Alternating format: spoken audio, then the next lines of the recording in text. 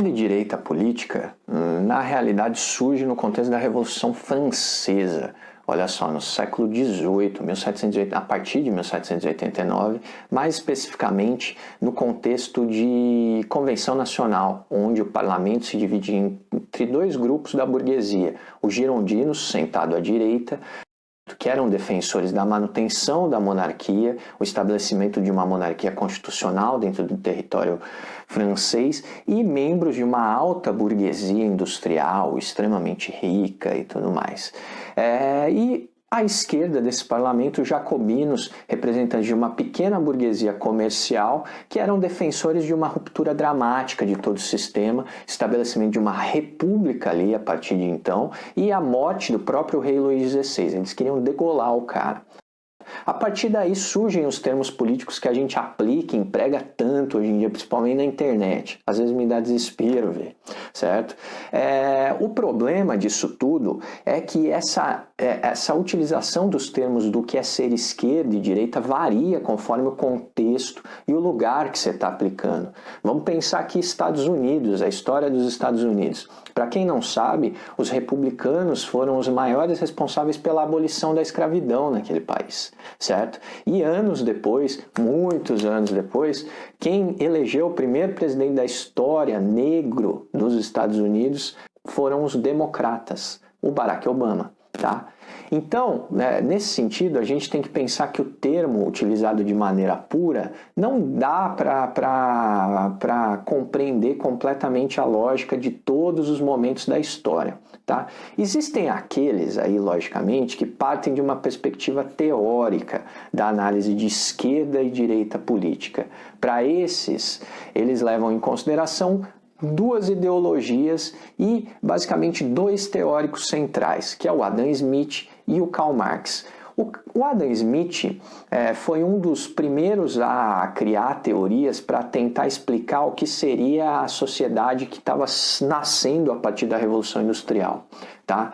Ele vai tentar compreender essa sociedade e ele vai chegar numa conclusão, que essa sociedade que a Revolução Industrial está criando a partir desse momento aqui, ela tem uma tendência enorme a gerar riqueza e ela vai criar, vai fomentar, vai desenvolver novos valores dentro dessa sociedade, assentados na livre concorrência e no individualismo. Tá? O Adam Smith parte de uma análise dos meios de produção. E ele percebe que a escala, o ganho de produtividade, vai transformar a sociedade por causa do aumento de riqueza, do potencial de aumento de riqueza que essa sociedade também tem. Tá? Mas ele para por aí. O Karl Marx, anos depois, e um leitor do Adam Smith, do próprio Adam Smith, vai propor uma análise teórica de outra perspectiva, a perspectiva do trabalhador. E ele parte ali do meio da fábrica para depois analisar a sociedade.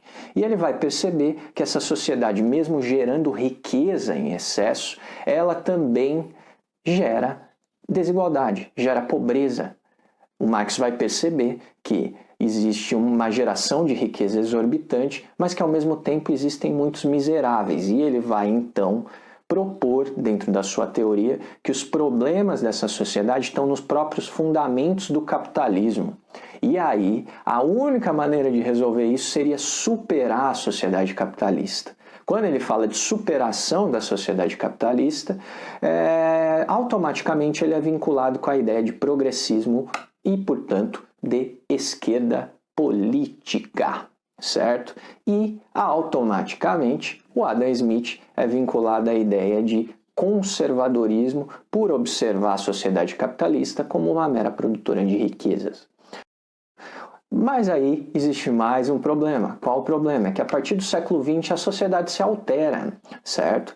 A perspectiva que o Marx escreveu, a sua teoria, era uma perspectiva onde o trabalhador não tinha espaço nas decisões políticas e tudo que ele queria fazer e melhorar para a sua própria vida tinha que ser através de briga, inclusive com a própria polícia. No século XX isso se transforma com a ascensão dos estados de bem-estar social.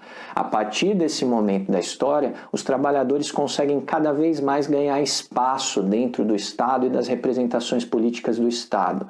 E aí alguns teóricos vão propor uma reanálise do que seria a teoria marxista ou a própria postura de esquerda, como o Norberto Bobbio vai propor. Para teóricos como Norberto Bobbio, o individualismo seria um valor que não está necessariamente só na direita, mas estaria nos dois grupos. Então já tem um erro conceitual aqui que todo mundo meio que se perde na utilização do individualismo. O individualismo seria um valor que está em toda a sociedade e, portanto, em todos os grupos, esquerda e direita. E que, necessariamente, a luta da esquerda deveria ser em buscar cada vez mais representações individuais dentro desse Estado, ou seja, transformar o Estado, o governo, as institucionalidades em cada vez mais democráticas.